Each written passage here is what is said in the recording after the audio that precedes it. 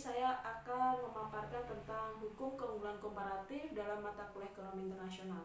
Untuk mahasiswa semua, silahkan kalian ikuti dan menyimak materi yang saya paparkan.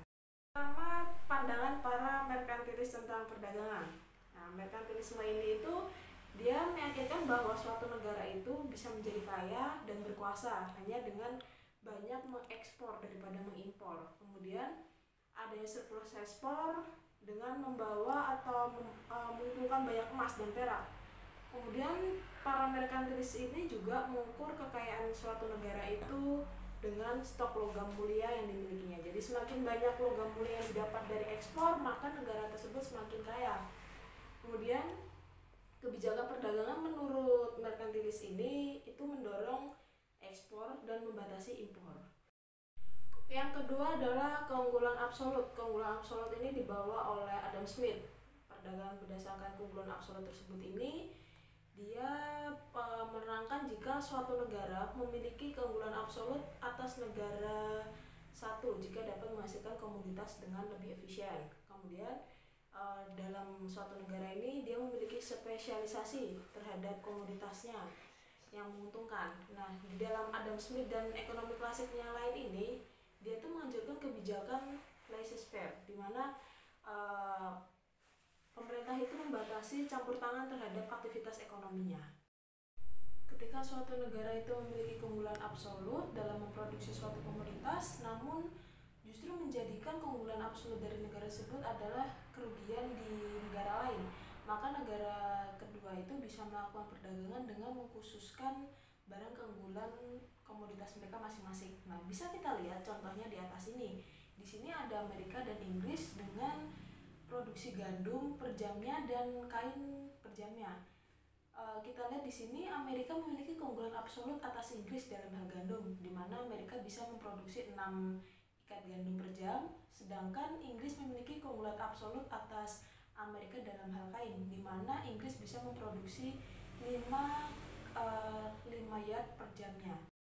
Sekarang yang ketiga, kita akan membahas tentang David Ricardo, di mana perdagangan berdasarkan keunggulan komparatif. Nah, di dalam hukum keunggulan komparatif ini, sekalipun suatu negara itu kurang efisien dalam negara lain memproduksi kedua komoditas tersebut, maka ada dasar perdagangan yang saling menguntungkan.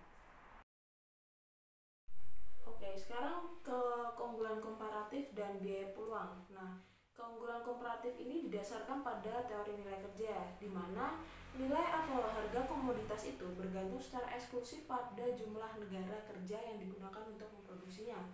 Sedangkan dalam teori biaya peluang terhadap komparatif ini tuh menjelaskan di mana keunggulan komparatif itu sebagai biaya peluang suatu barang. Jumlah barang kedua yang harus diberikan untuk melepaskan sumber daya itu cukup untuk menghasilkan 1 unit tambahan barang pertama tersebut tadi. Gambaran dari contoh keunggulan komparatif dengan uang, di mana harga dari 1 ikat gandum itu di Amerika adalah $1 dan harga dari 1 yard kain itu adalah $1,5. Kemudian di negara Inggris, harga dari gandum itu $2, sedangkan harga dari kain itu adalah $1. Nah, upah di kedua negara ini itu akan menyesuaikan untuk mencerminkan produktivitasnya. Misalkan tingkat upah di Amerika Serikat adalah $6 per jam dan upah di Inggris adalah €1 per jamnya. Kemudian di Amerika Serikat ini 1 jam pekerja menghasilkan 6 ikat gandum. Setiap ikat gandum ini berharga $1. Kemudian demikian juga di Inggris, 1 jam pekerja akan menghasilkan 2 yard kain, sehingga 1 yard kain itu akan berharga €0,5. Nah, jika nilai tukarnya adalah $1 sama dengan €2, maka kita dapat menunjukkan harga tiap negara dalam dolar Amerika Serikat. Berikutnya adalah keunggulan komparatif dengan uang. Nah, ini di sini saya gambaran dari contoh keunggulan komparatif dengan uang, di mana harga dari 1 ikat gandum itu di Amerika adalah $1 dan harga dari 1 yard kain itu adalah $1,5. Kemudian di negara Inggris, harga dari gandum itu $2, sedangkan harga dari kain itu adalah $1. Nah, upah di kedua negara ini itu akan menyesuaikan untuk mencerminkan produktivitasnya. Nah, berdasarkan dari teori nilai tenaga kerja, Nilai atau harga suatu komoditas itu tergantung dari jumlah banyaknya tenaga kerja yang akan masuk ke produksi komoditas tersebut. Yang pertama adalah karena tenaga kerja itu satu-satunya faktor produksi atau tenaga kerja yang digunakan dalam proporsi yang sama dalam produksi komoditas tersebut. Yang kedua, tenaga kerja itu merupakan homogen, hanya satu jenis. Keunggulan komparatif dalam teori biaya peluang opportunity cost itu menurut teori biaya oportunitas, biaya komoditas adalah jumlah komoditas kedua negara yang harus diberikan untuk dapat menggunakan sumber daya yang cukup untuk memproduksi satu unit tambahan komoditas pertama.